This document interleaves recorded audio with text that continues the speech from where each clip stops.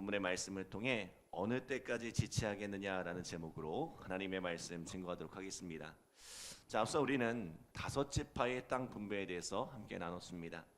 요단 동편 지역의 루벤과 갓과 므낫세 반 지파가 땅을 나눠 가졌고, 이 서편 지역에 이르러서는 길갈을 중심으로 남쪽 지역을 유다가, 북쪽 지역을 에브라임과 므낫세의 나머지 반 지파가 차지했습니다. 자, 그리고 어떤 일이 있었어요? 자, 우리 1절 말씀 함께 읽겠습니다. 1절 시작. 이스라엘 자손의 온 회중이 실로에 모여서 거기에 회막을 세웠으며 그 땅은 그들 앞에서 돌아와 정복되었더라. 아멘. 자, 지금까지 이스라엘의 거점은 어디에 있었어요? 요단강을 건너 그들이 할례를 행했던 길갈이었습니다. 이 길갈을 중심으로 정복 전쟁을 벌여왔어요. 그런데 이제 그 거점을 길갈에서 실로로 옮기는 것입니다. 자, 에브라임의 땅에 위치한 실로는 지리적으로 가나안 땅의 중심부에 위치한 성읍이었어요. 온 이스라엘이 이곳 실로에 모여서 무엇을 세웠습니까? 하나님의 법궤를 모신 회막을 세웠습니다. 자, 다시 말하면 명실공히 이 땅은 하나님의 땅, 하나님께서 다스리는, 또 하나님께서 통치하시는 땅이라고 선언을 한 것입니다. 그래서 오늘 본문에 보면 뭐라고 말씀해요? 그 땅은 그들 앞에서 돌아와 정복되었더라 라고 말씀합니다. 자, 이제 이곳은 더 이상 가나안 땅이 아닌 하나님의 나라, 이스라엘의 나라라는 거예요. 여호수아는 정복전쟁에 관한 말씀을 다루고 있지만 이것은 단순히 땅을 차지하는 이야기가 아닙니다. 이스라엘이 땅을 차지하여 잘 먹고 잘 살아보자 하는 이야기가 아닙니다. 여호수아는 하나님의 나라를 회복해가는 이야기입니다. 하나님의 통치와 다스림을 회복하는 이야기입니다. 하나님 없이 온갖 죄악으로 관영했던 땅에 죄를 몰아내고 하나님의 말씀을 이 땅에 심는 이야기가 여호수아의 말씀입니다. 자, 이것을 오늘날 우리의 삶에 어떻게 적용할 수 있을까요? 우리의 신앙의 여정이란 것이 무엇입니까? 우리가 이 땅에서 싸워가는 영적 전쟁이 무엇입니까? 그것은 이 땅에 하나님의 통치와 다스림을 회복하는 것입니다. 하나님이 없다 하는 세상에서 하나님의 주인 되심을 회복하는 일입니다. 먼저는 나의 삶에, 그리고 나의 가정에, 더 나아가 우리가 살아가는 직장과 사업터, 지역과 사회 안에 하나님의 통치를 확장해 가는 것이 바로 우리 그리스도인이 해야 할 일입니다. 여러분, 오늘 우리는 하나님이 주인된 삶을 살아가고 있습니까? 왜 대답이 없으시죠? 하나님이 내 삶의 진정한 주인이십니까? 우리는 주인 되신 하나님의 음성에 귀를 기울이고 그분의 음성에 순종하며 살아가고 있습니까?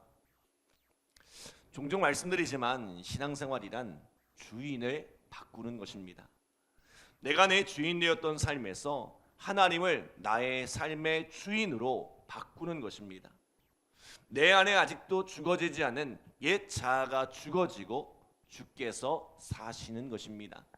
그러므로 갈라디아서 2장 20절에 보면 내가 그리스도와 함께 십자가에 못 박혔나니 그런즉 이제는 내가 사는 것이 아니요 오직 내 안에 그리스도께서 사시는 것이라.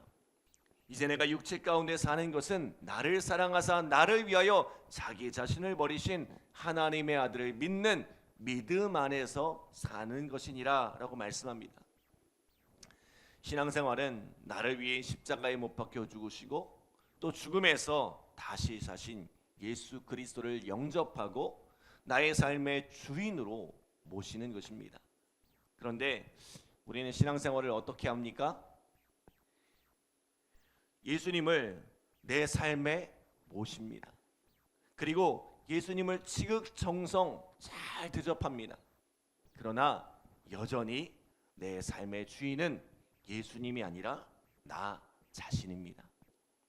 예수님은 내 삶의 중요한 손님일 뿐입니다.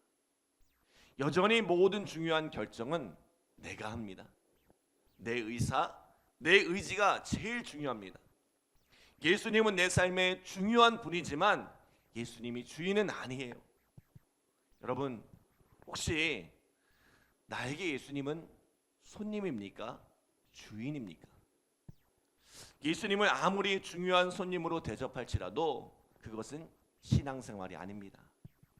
예수님은 내 삶의 손님이 아니라 주인이 되기를 원하십니다. 내 속에서 내가 죽고 주님이 사시기를 원하십니다. 자, 실로에 세워진 회막이 또 그 속에 담긴 언약궤가 그저 상징물이나 장식품이 되지 않고 그 속에서 실제적인 하나님의 통치가 일어나기를 기대하셨던 것처럼 오늘 내 삶의 중심에 이 언약의 말씀을 두고 그 말씀을 쫓아 살아가기를 기대하신다는 거예요. 우리가 이 새벽에 깨어서 말씀을 듣는 이유가 여기에 있습니다. 내 삶의 주인이 하나님이심을 고백하며 그분의 말씀에 귀를 기울이며 살아가겠노라는 다짐이 바로 이 새벽 예배입니다. 말씀과 기도로 주님 앞에 나를 쳐서 복종시키는 시간이 바로 이 새벽 예배인 줄 믿습니다. 오늘 우리의 삶에 주님이 주인 되시고 그 주님의 통치가 나의 삶을 넘어 가정으로, 교회로, 직장과 사업터로 흘러가는 은혜가 함께하기를 간절히 기도합니다.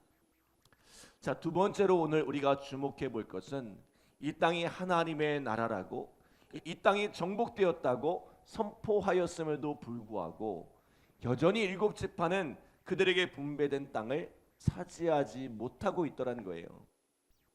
자, 우리 2절 3절 말씀 함께 읽어볼까요? 2절 3절 시작.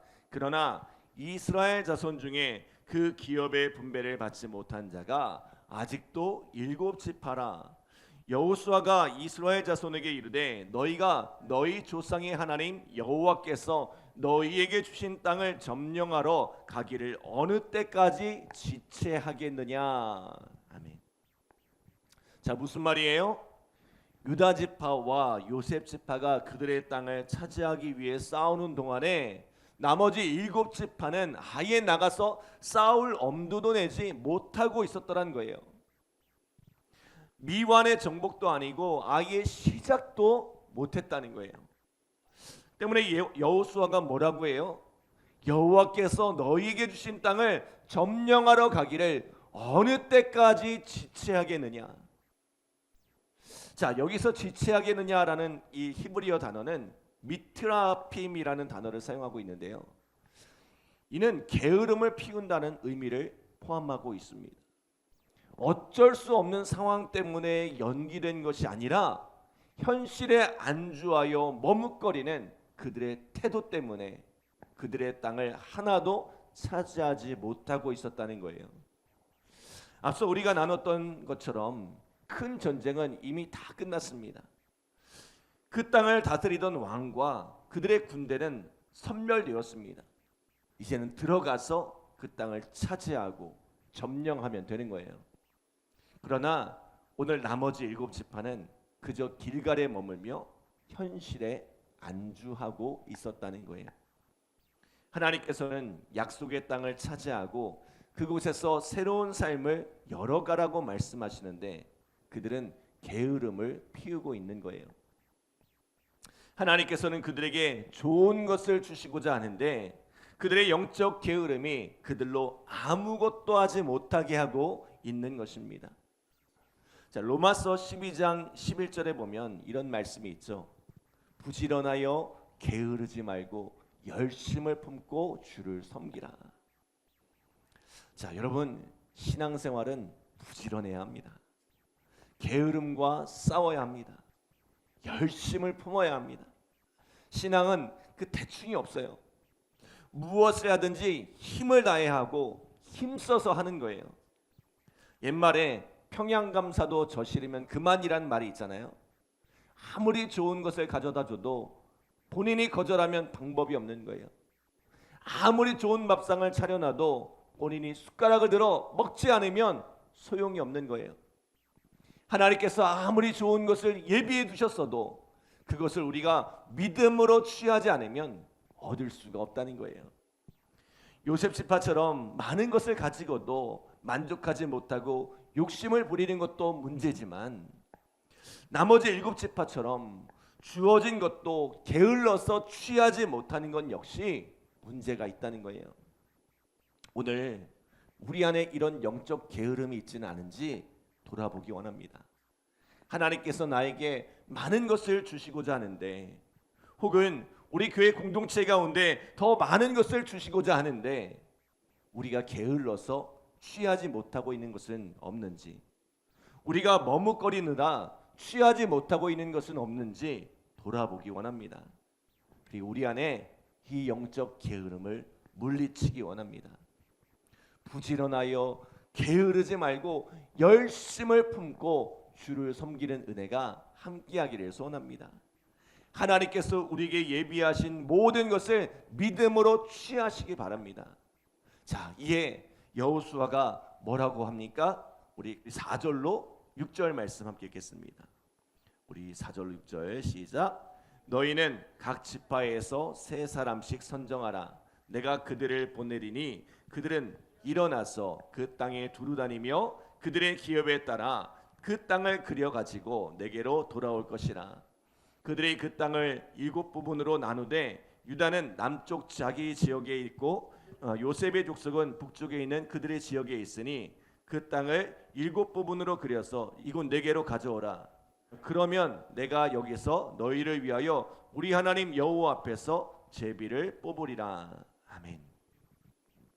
자, 여호수아는 각 지파별로 3사람을 뽑아 정탐꾼을 보냈습니다.